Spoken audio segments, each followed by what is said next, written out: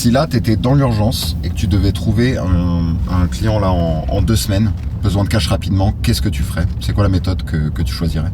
Je pense que si j'étais vraiment dans l'urgence et que je devais trouver rapidement du cash, j'irais vers le réseau. Parce que honnêtement, le réseau, c'est de toutes les méthodes de prospection possibles, c'est vraiment le time to close le plus rapide. Ok, si tu peux remettre le contexte, c'est quoi le time to close? Le time to close, en fait c'est un mot fancy pour dire, on dit comme ça dans l'écosystème, c'est pour dire cycle de vente. En gros c'est le cycle de vente le plus rapide. Le time to close c'est vraiment entre le moment où tu commences la prospection et le moment où tu closes le client, où tu le signes et où tu encaisses. Et en fait comme je disais, pour moi c'est le time to close le plus rapide parce que tu vois quand tu prospectes à froid, peu importe la méthode de prospection, il y a forcément plusieurs étapes. Il y a l'approche, il faut que le client accepte le rendez-vous, selon ses disponibilités, tu sais pas trop quand tu auras le rendez-vous. Après, donc tu mènes le rendez-vous, tu fais ton devis, il y a les réflexions, il y a éventuellement des allers-retours avec des objections, etc. Et puis à la fin, tu closes et t'encaisses ton acompte. Mais tu vois, tout ça, dans les méthodes de prospection à froid classique, pour le plus long, comme le téléphone, le mail, etc., ça peut prendre 1 mois, 1 mois et demi, 2 mois.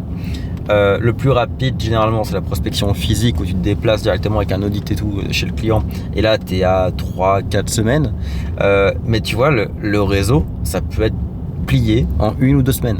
Pourquoi? Parce que tout ce que je viens de mentionner comme étape de ton cycle de vente, au final tout peut être accéléré par la confiance qu'il y a déjà quand tu travailles en réseau. Parce que si ton rendez-vous tu l'obtiens avec quelqu'un en mentionnant un intermédiaire que tout le monde connaît, il y a une confiance qui est installée, donc le rendez-vous peut aller beaucoup plus vite au niveau de la prise de rendez-vous, tout simplement. Il peut être rapproché dans le temps, il peut être seulement dans 2-3 jours au lieu d'1 ou 2 semaines de délai pour un client classique en prospection à froid. Et puis derrière, au niveau de la réflexion, ça peut être beaucoup plus rapide aussi parce que toute la notion de confiance, elle est déjà installée par le réseau. Et le réseau aussi, il y a un autre point qui est super intéressant, c'est qu'il va faire en sorte que le prospect va être beaucoup moins sévère sur son analyse de qui tu es, de ta crédibilité, etc. Tu vois, quand tu prospectes à froid, le gars il te connaît pas, il t'a jamais vu, il a aucune raison de te faire confiance, il a aucune raison de te donner de l'argent, donc forcément il va être plus sévère entre guillemets sur sa façon de t'analyser, parce que comme tout prospect, il va commencer par aller voir qui t'es sur ton site web, sur ta page LinkedIn, etc. Ouais. Et s'il te fait confiance, s'il a des feux verts, il va te dire c'est ok, on y va. Alors que dans ton réseau, si tu passes par ton réseau, les gens vont faire confiance avant tout parce qu'il y a un intermédiaire, parce que vous vous connaissez ou alors que vous connaissez par quelqu'un. Du coup, toute cette partie-là de check de ton background, de portfolio un peu. Ouais, les demandes. Les demandes de portfolio, typiquement, il y en a quasiment plus quand tu passes par le réseau. Ou alors c'est juste à titre indicatif pour voir qu'est-ce que tu as déjà créé dans le passé. Alors que quand tu prospectes à froid, on te demande souvent ton portfolio pour savoir si tu es digne de confiance. Donc, tu vois, tout ça fait que non seulement ça va plus vite de bosser au réseau, mais en plus, les gens sont moins regardants. Concrètement. Okay. Donc c'est la raison pour laquelle j'irais là-dessus si je devais vraiment trouver un client en urgence. Ok.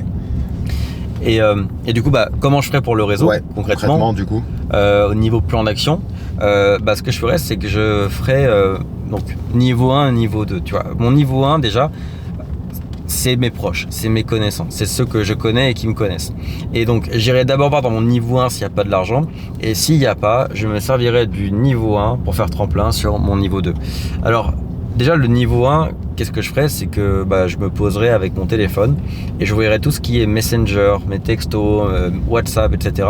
Et je listerai tous les gens à qui j'ai parlé dans les derniers 2-3 mois.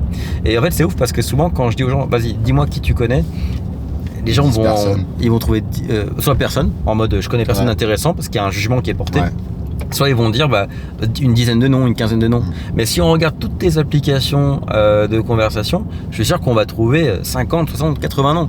Par exemple, l'autre jour, je l'ai fait et je tombais sur l'agent immobilier qui s'occupe de mon dossier actuellement, ma femme de ménage, l'ami d'une amie à qui j'ai parlé pour la première fois il y a peu. En bref, je tombe sur plein de gens à qui je ne penserais pas comme ça de premier abord. Donc du coup, en fouillant les conversations, je vais vraiment faire une grosse liste.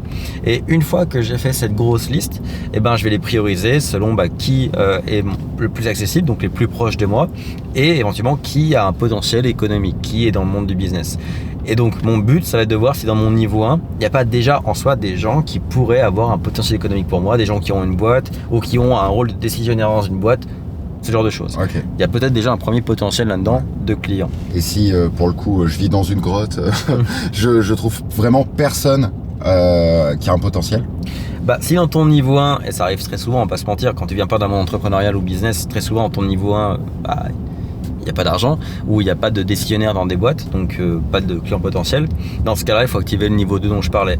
Donc le niveau 2, c'est simple, hein, c'est comme sur LinkedIn, il y a premier degré, deuxième degré, là c'est pareil. Ton niveau 2, c'est les gens que connaissent, les gens que toi tu connais. Donc c'est ton niveau 1, bah, par exemple ton cousin il est dans ton niveau 1, tu connais ton cousin, il connaît, très bien, c'est ton niveau 1, bah, lui il a des connaissances que toi tu ne connais pas. Ça c'est ton niveau 2, c'est ton deuxième degré de réseau. Et là tu vois c'est exponentiel. Parce que si tu as ne serait-ce que 15 personnes dans ton niveau 1, même s'ils n'ont pas de potentiel, eux-mêmes ont chacun au moins 10, 15, 20, 30, 40, 50 connaissances. Et du coup ton niveau 2 il est colossal parce que c'est tout ton niveau 1 fois le niveau 1 de tous ceux que tu connais. Donc là-dedans, c'est sûr qu'il y a de l'argent. Je peux pas croire que qui que ce soit me dise. Enfin, si quelqu'un me dit j'ai pas d'argent dans mon niveau 1 et mon niveau 2, j'y crois pas, c'est que le travail est mal fait. Et le niveau 2, du coup, bah, pour bien l'activer, ce qu'il faut faire, c'est simplement se poser avec ton niveau 1, donc quelqu'un que tu connais, genre ton cousin, et le questionner sur alors où est-ce qu'il travaille, avec qui il bosse, qui il connaît, est-ce qu'il connaît des gens qui ont une boîte, est-ce qu'il est client régulier dans certaines boîtes. En fait, on va essayer de comprendre un petit peu quel est le paysage des entreprises ou des décideurs qui l'entourent lui. Et le but du jeu, ça va être de contacter ces gens-là, donc le niveau 2, de la part de notre niveau 1, du cousin, pour obtenir un rendez-vous. Et c'est comme ça en fait que tout va aller beaucoup plus vite parce que bah, forcément il y aura cet intermédiaire de confiance au milieu. J'ai un exemple tout simple, un ami que bah, toi et moi on connaît, Greg, qui à l'époque travaillait dans une usine et qui en fait n'avait pas de rôle décisionnaire dedans, hein, mais qui m'avait dit en discutant de son taf que sur les 150 employés il y avait 15 postes à pourvoir. Ils n'arrivaient pas à embaucher 15 personnes dans l'usine et les 15 c'était les mêmes postes, tu vois, et c'était ouvrier classique. Et du coup, bah, moi, je lui avais demandé simplement, est-ce que tu connais le nom de ta DRH? Oui, Sophie. Est-ce que tu as son numéro de téléphone? Il m'avait dit oui. Est-ce que tu me donnes l'autorisation d'appeler Sophie de ta part et de mentionner ton nom?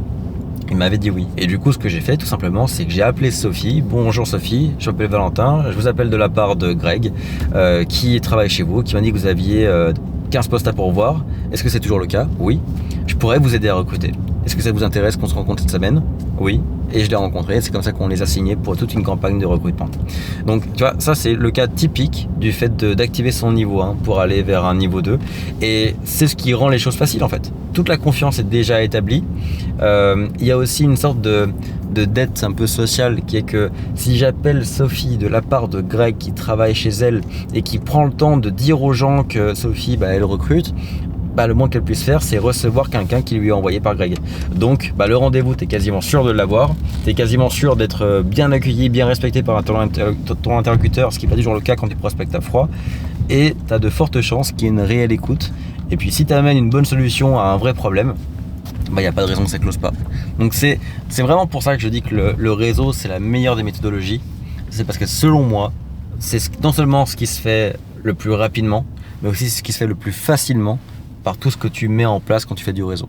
C'est de la confiance, des intermédiaires, c'est un triangle de confiance, donc honnêtement, ce que je ferais si je devais trouver rapidement de l'argent.